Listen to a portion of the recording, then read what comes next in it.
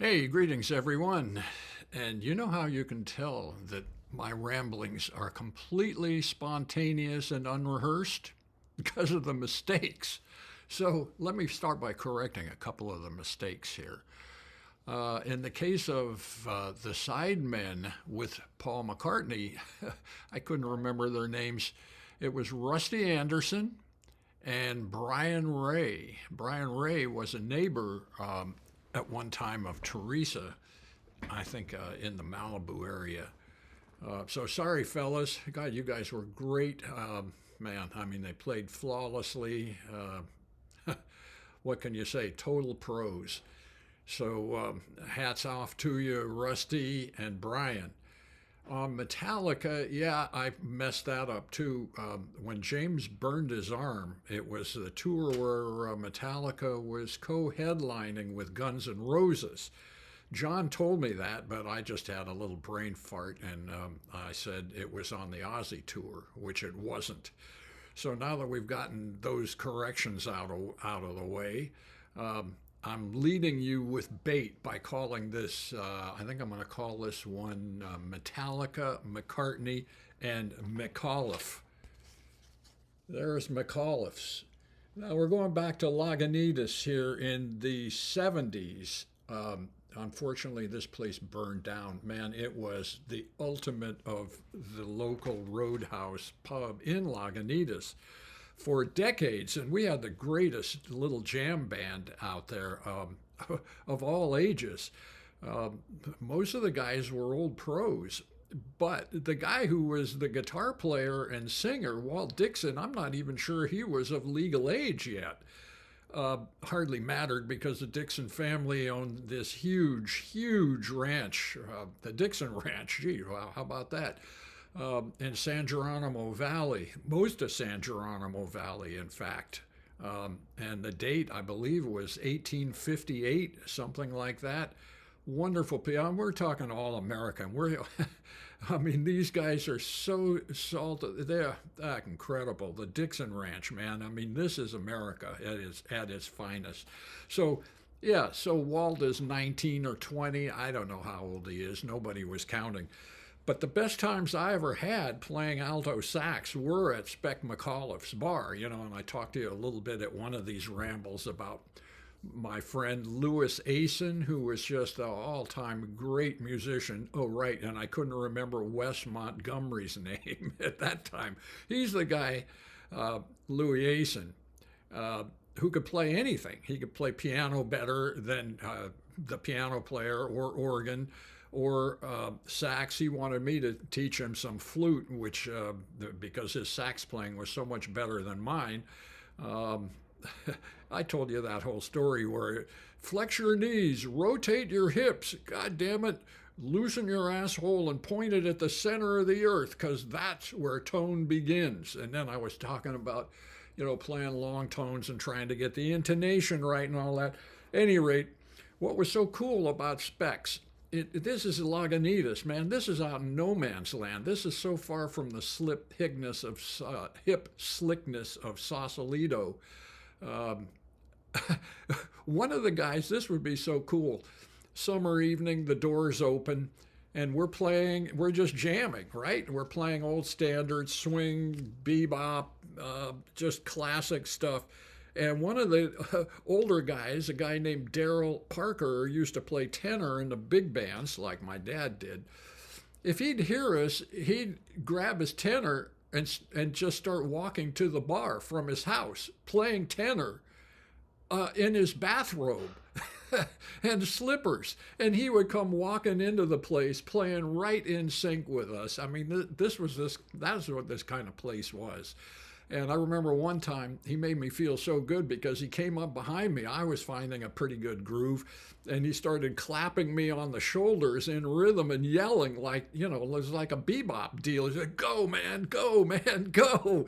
And, this was interesting too, because at one night, the wife of Charlie Parker showed up out there. Somebody, I think it was the music critic from the San Francisco Chronicle, brought her out there. And she said to us, she said, Bird would be proud. So, man, I mean, that was kind of a highlight. But we were written up in the local newspaper because this guy had this article, this column that he wrote on the greatest bars.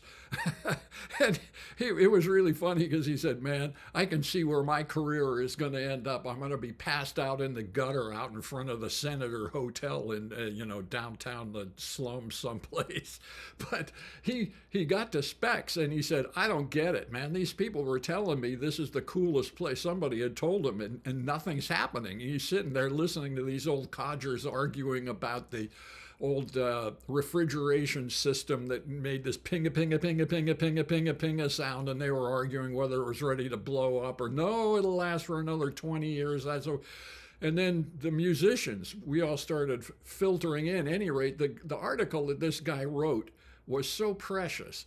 And he just said, I'm not going to tell you the name of this. I'm not even going to tell you where it is because it's so local and it is so cool that if people show up, it'll ruin the vibe. It just won't be the same. So he never did. But he did say one thing. He said, man, how these guys did it. And at one point, the young drummer who came from an artist family got up, and the old guy, that would be this fat guy right here, Sam Schaefer, took over. And this guy wrote in there, he said, man, the guy was everything the Surgeon General's been warning us against. Fat, chain smoking, beer drinking. But man, he propelled that band to an insane groove and just about blew the roof off the place. So another one of the old guys, this guy in the middle, Raphael Fay McNally, a classically trained musician. I mean, he went to the finest musical conservatories. He was just the biggest jokester and the funnest guy to hang around with. And he was the musical director of American Conservatory Theater in San Francisco. So he really had a pro deal. But he told us one time, he said, look, this is a jazz jam band. We're just playing for our own amusement.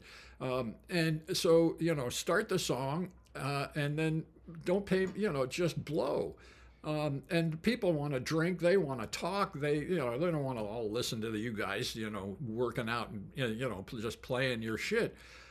But what you should do is end with a climactic, big, loud thing and stop abruptly, and that'll get their attention.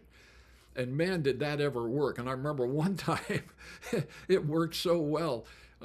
This cool lady, lesbian school bus driver named Jessie something or other, she turned and was clapping and turning, and she was sitting at the bar with her boots sort of hooked into the foot rail on the bar stool, right? And as she turned, she lost her balance, and the thing went over backwards. The stool, bang, she just hits the floor, smacks her head on the hardwood floor, and she's still sitting in the stool, right? Her boots are still hooked in the little foot rail on the bottom of the stool. And she's just lying there, and man, I mean, it was dead quiet. We're all, oh no. And after a long few moments, her lids flutter a little, and she opens her eyes. And Walt steps up to the microphone and yells, another satisfied customer. At which point, old Jessie gets up, takes a bow, everybody applauds, and we launched into another tune. So it was that kind of joint. In fact, Spec's house was attached to it, off to the side and up above. He lived there. That's what this was like out of the old-time movies. This was like this roadhouse. Oh, you drive way out past Fairfax. You go another 8 or 10 miles. You see this roadhouse out there, And if we were really having a great evening, come quitting time, Spec would, people would start leaving and so forth, and his daughter, Pat, would yell out at the loudest, well, you don't have to go home, but you can't stay here. And people would start leaving, and then it would be down to the hardcore, and Spec would say, I can't sell you any more drinks, but I can give them to you. So come this way and let's just go into my living room. Well, he had a downstairs living room that was attached to the bar, and we would play until dawn. Again, what memories. And here's a memory for you. Spec himself, little Irish leprechaun, the perfect guy for this. And he is getting old as the hills, and his old buddy Skipper is just about as old and infirm. They're kind of slow and crotchety. And I'm sitting at the bar one time, and Spec comes and sits next to me, and he's got his glass of vodka with about 3 drops of grapefruit juice in it. And he starts muttering to himself. He says, I guess the Catholic Church does a pretty good job. Now I'm listening to him. We're in the same business, you know. And I'm really listening to him. I'm thinking, wait a minute, the Catholic Church and an Irish bar, you're in the same business? And again, he's looking straight ahead, and he says, ministering to wayward souls. And I think, man, that's true. That's what he's doing here. This is the hippest bar. He is ministering to wayward souls. And then he turns and looks at me and he says, but, you know, I'm open 7 days and nights a week. And the church is only open on Sundays, for Christ's sakes. I've never forgot that. That was the wisdom of the Irish, man, and it was home, man. That place, what a shame! It burned down, and the rumors have it that the biker bar in the neighboring town burned it down because they just couldn't stand how hip it was. So, well. That's one of the virtues of playing music. And it's like my dad said, he said, son, it's a terrible business, but you will meet the best people in your life and you will never forget them. And man, that was true too. Well, let's see, I could stop it right there. I don't know how long this has gone, but I have people saying, hey, what about a train story? What's this deal about you hopped a freight train and you wound up in a garbage truck? Okay, well, this goes back to my college days in Santa Barbara. And I did hop a freight train. And, you know, every time you do that, it's a thrill and it's exciting and it's a little scary sometimes. I remember the first time I hopped on a gondola, I missed the steps and the train was rolling and my foot went right in between the steps and actually bounced off the wheel. Luckily, it was the top of the wheel, but man, I jerked it back fast. Another time I got on and there was a guy in the gon. At any rate, I rolled up to San Luis Obispo. It was about 100 miles north of Santa Barbara. And trotted over to my pal's place, his apartment. He was going to Cal Poly there and said, hey, Jim, this is so cool. You want to ride up with me? Let's go hop the freight train. So we get back to the railroad yards, and that train is gone. But there's another one in its place, parked there right there. But, man, it's getting foggy and cloudy, and it's actually starting to drizzle, and we're running along looking for an open boxcar. We couldn't find one, and then we came to this caboose in the middle of the train. The train's a mile long. That's not uncommon in those days. And the caboose was in the middle such that they could drop off the last half of the train someplace, San Jose, wherever, and then the caboose would be right where they wanted it and keep going. Suddenly, the blast of air as they let the brakes go and the engines start roaring and the train starts rolling and man, there's no place to ride. Well, then this caboose that I mentioned came along. And so I said, Jim, we got to get on that freaking caboose. And the least thing we can do is hide under the vestibule because it's starting to rain. At any rate, we nailed the caboose, and that's real easy compared to a boxcar because it's got low steps and big handles. It's made for hopping on. And I looked through the glass in the door, and there was a guy in there. And I thought, oh, geez, it must be a hobo, at least. But he's going into the locker and getting some stuff out. Well, he was getting a fusee out, which he used to start to light a fire in the potbelly stove. any rate, we managed to jimmy the door and get it open, and the guy growled at us, and we said, hey man, it's cool, don't worry.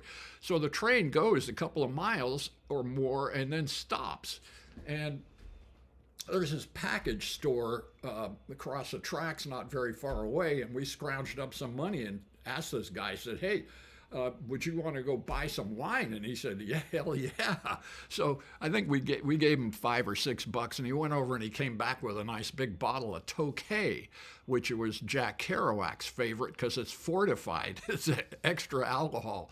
So he had a nice fire going, and it's getting warm in there, and we're passing this bottle around, and we're becoming friends, and everything's cool. And then the train's going, and outside of San Luis Obispo going north, you get to the Cuesta grade, which is really pretty damn steep, and it has all these tunnels in it.